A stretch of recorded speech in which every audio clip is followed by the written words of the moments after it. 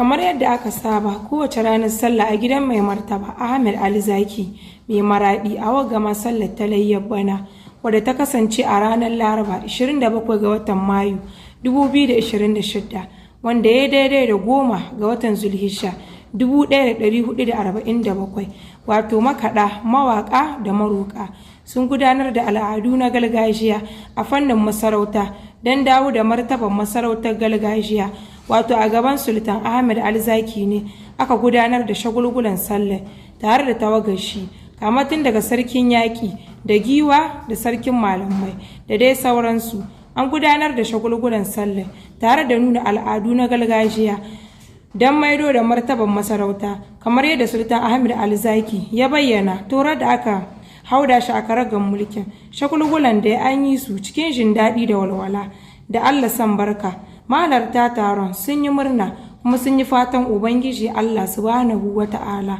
ya nuna masa sallah baɗin baɗaɗa. Momi Fulani, Rub TV, Maraɗi, Jamhuriyar Nijar.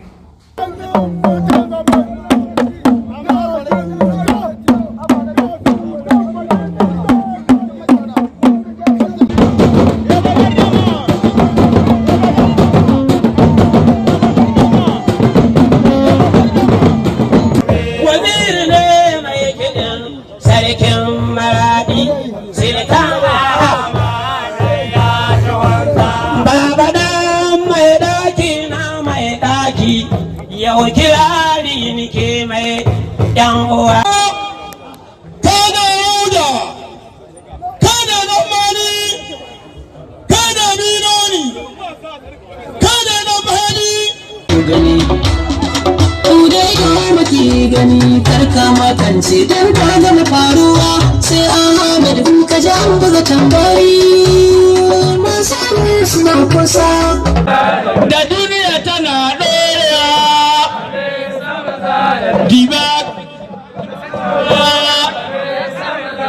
Duba da mazajen ba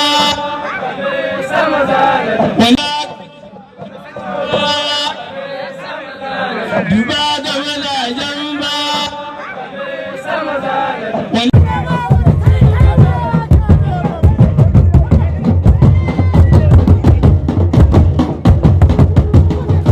Kaura tashi daban ce masarauta da sansani.